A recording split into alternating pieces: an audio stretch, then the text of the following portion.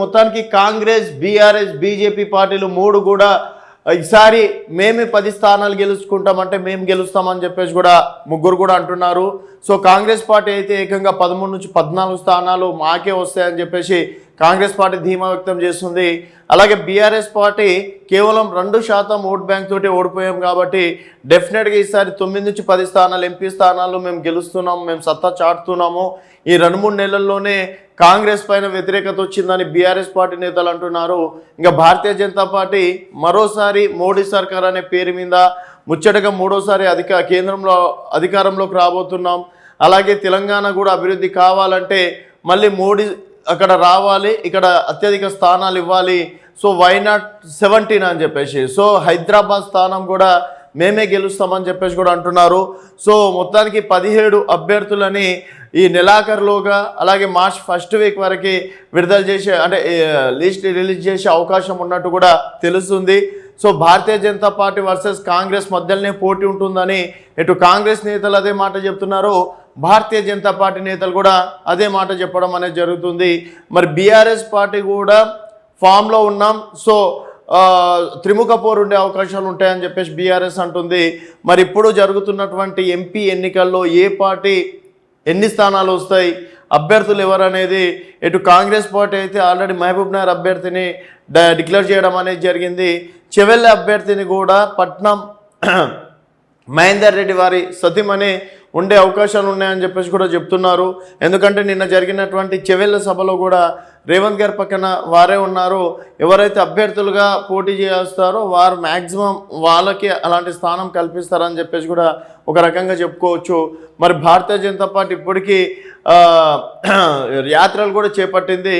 And మార్చి లోపల 3-4వ తేదీ అనుకుంటాను మోదీ గారు కూడా యాత్రలో అటెండ్ కాబోతున్నారు. ముగింపు యాత్రకి భారీ బహిరంగ సభ ఏర్పాట్లు కూడా భారతీయ జనతా పార్టీ ప్లాన్ చేస్తుంది. అలాగే 28 or 29 రోజు ఇంకా ఫిక్స్ కాలేదు, మోదీ కూడా అమిత్ షా గారు కూడా వచ్చే అవకాశాలు ఉన్నాయని చెప్పేసి అంటున్నారు. సో మొత్తానికి త్రిముఖ పోరులో గెలిచేది ఎవరు, మరి భారతీయ జనతా పార్టీ అభ్యర్థులు ఎవరు అనేది ఒకసారి మనం చూసుకున్నట్టయితే నార్కర్నూలు నుంచి రాములు ప్రస్తుతం టీఆర్ఎస్ ఎంపీగా కొనసాగుతున్నారు. బీఆర్ఎస్ పార్టీ ఎంపీగా కొనసాగుతున్నారు. సో అక్కడ 29వ తేదీ నాడు బీజేపీలోకి జాయిన్ అవుతారు అని చెప్పేసి కూడా పెద్ద ఎత్తున వార్తలు రాబోతున్నాయి. అండ్ అమిత్ షా గారి సమక్షంలో చేరే అవకాశాలు ఉన్నాయని చెప్పేసి అంటున్నారు. సో గత కొన్ని రోజులుగా రాములు యొక్క కుమారుడు కూడా అచ్చంపేట టికెట్ అడగడం అనేది జరిగింది. కాకపోతే సిట్టింగ్ ఎమ్మెల్యేలకే టికెట్ అనడంతో గువ్వల బాలరాజుకి టికెట్ ఇచ్చారు. సో అప్పటి నుంచి గువ్వల వర్సెస్ రాములు వర్గం అన్నట్టు కూడా ఇద్దరికి అసలు పొంతన లేదు అని చెప్పేసి కూడా అక్కడ స్థానికులు చెప్తున్నమాట. గతంలో 2-3 సార్లు కూడా ఇద్దరు బహిరంగంగానే కొట్లాడుకోవడం, తర్వాత ఒకరి ఫ్లెక్సీలు ఒకరు చింపుకోవడం, ఇట్లాంటివి చాలా సందర్భాల్లో ఇద్దరి మధ్య గ్రూప్ తగాదాలు అనేది బయటపడడం అనేది జరిగింది. సో అందుకని చెప్పేసి రాములు డెఫినెట్గా భారతీయ జనతా పార్టీలోకి 29 నాడు వస్తున్నారు. అలాగే ఢిల్లీ పెద్దలని కూడా కలిశారని చెప్పేసి పెద్ద ఎత్తున ప్రచారం అయితే జరుగుతుంది. అక్కడ బంగారు లక్ష్మణ్ గారు మాజీ జాతీయ అధ్యక్షుడు భారతీయ జనతా పార్టీ. సో వారి కూతురే బండారు శృతి. సో వారు కూడా పోటీ చేసే అవకాశాలు ఉన్నాయని చెప్పేసి అంటున్నారు. ఒకవేళ రాములు కనుక రాకపోతే డెఫినెట్గా బండారు శృతి అక్కడి నుంచి పోటీ చేసే అవకాశాలు ఉన్నాయని చెప్పేసి కూడా చెప్తున్నారు. సో మొత్తం నార్కర్నూల్లో కూడా కాంగ్రెస్ పార్టీలో ఇటు మల్లు రవి వర్గం అలాగే సంపత్ కుమార్, మాజీ ఎమ్మెల్యే సంపత్ కుమార్ ఇద్దరి మధ్య వర్గపోర్లు అయితే నడుస్తున్నాయి. సో ఇటు నార్కర్నూల్లో అలాగే బీఆర్ఎస్ పార్టీ ఒకవేళ రాములు కనుక బీజేపీల కోసం మళ్ళీ బీఆర్ఎస్ నుంచి అభ్యర్థులు ఎవరు ఉంటారు అనేది కూడా బీఆర్ఎస్ పార్టీ సెర్చ్ చేస్తుంది. అండ్ నెక్స్ట్ చూసుకున్నట్టయితే ఆదిలాబాద్. సో నెక్స్ట్ ఆదిలాబాద్ చూసుకున్నట్టయితే ప్రస్తుతం సిట్టింగ్ ఎంపీ సోయం బాపురావుకి మరోసారి టికెట్ ఇచ్చే అవకాశాలు కనిపిస్తున్నాయి. ఆల్రెడీ అమిత్ షా గారు చెప్పారు ఒక సమావేశంలో, సిట్టింగ్లకే ఈసారి మళ్ళీ ఎంపీ టికెట్ కన్ఫర్మ్ చేస్తామని. అలాగే ఆదిలాబాద్లో దాదాపుగా 4-5 మంది కూడా ఎంపీ టికెట్ కోసం ప్రయత్నాలు చేస్తున్నారు. అయినప్పటికీ సోయం బాపురావే ఫైనల్ అయ్యే అవకాశాలు ఉన్నాయని చెప్పేసి అంటున్నారు. ఎందుకంటే సిట్టింగ్ ఎంపీగా తనకంటూ ఒక మార్క్ చూపించుకున్నారు.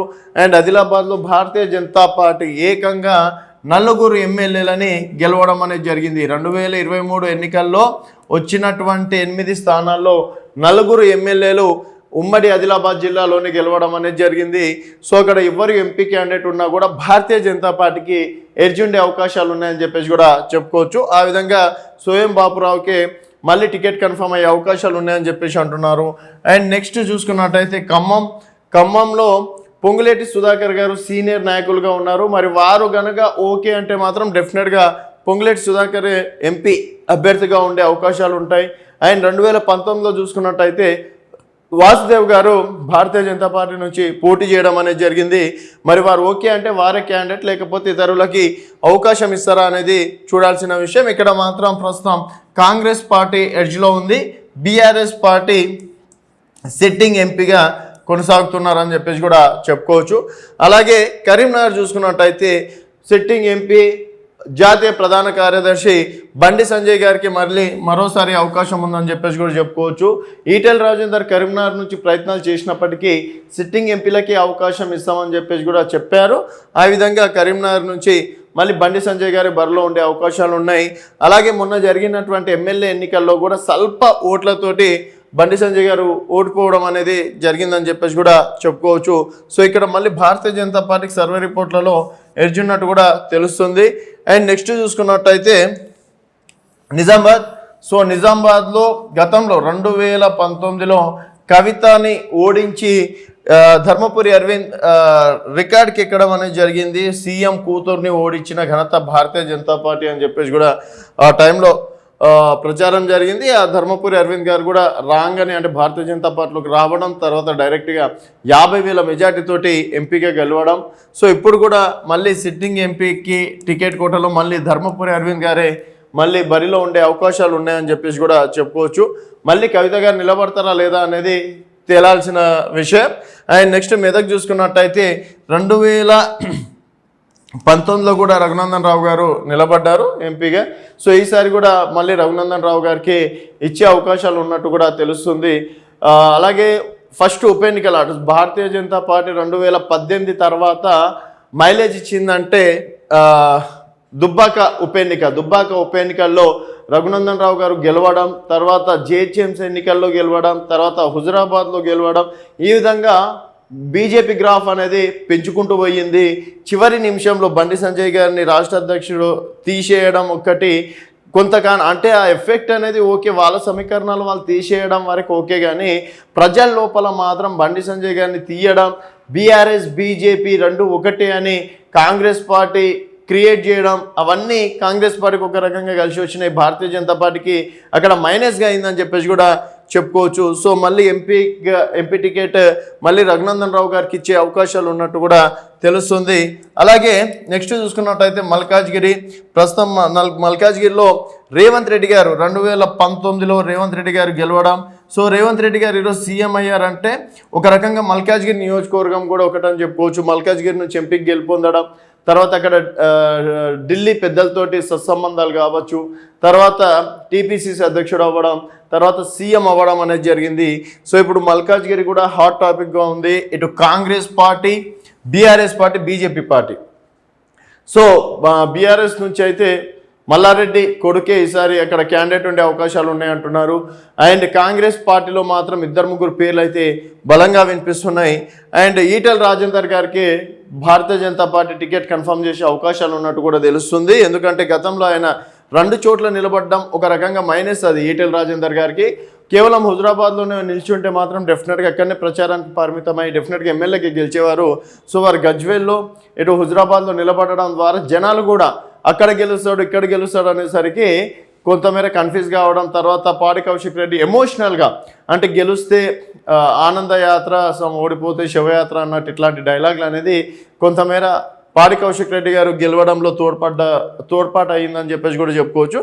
సో ఆ విధంగా మల్కాజ్గిరి ఈటెల రాజేందర్ గారికి టికెట్ ఇచ్చే అవకాశాలు కనిపిస్తున్నాయి. అలాగే మురళీధర్ గారు భారతీయ జనతా పార్టీ సీనియర్ నాయకులు, అలాగే మధ్యప్రదేశ్ ఇన్ఛార్జ్గా కూడా చేశారు. మురళీధర్ రావు గారు కూడా అడగడం అనేది జరుగుతుంది. అలాగే ఈటెల రాజేందర్, అలాగే ఇద్దరు ముగ్గురు పేర్లు కూడా ప్రధానంగా వినిపిస్తున్నాయి. మల్కాయ్ గారి పేరు సంథింగ్ ఇట్లా 4-5 పేర్లు అయితే వినిపిస్తున్నాయి. మొత్తానికి ఈటెల రాజేందర్ గారికి కన్ఫర్మ్ అయ్యే అవకాశాలు అయితే స్పష్టంగా కనిపిస్తున్నాయని చెప్పేసి కూడా చెప్పుకోవచ్చు. అండ్ నెక్స్ట్ చూసుకున్నట్టయితే సికింద్రాబాద్.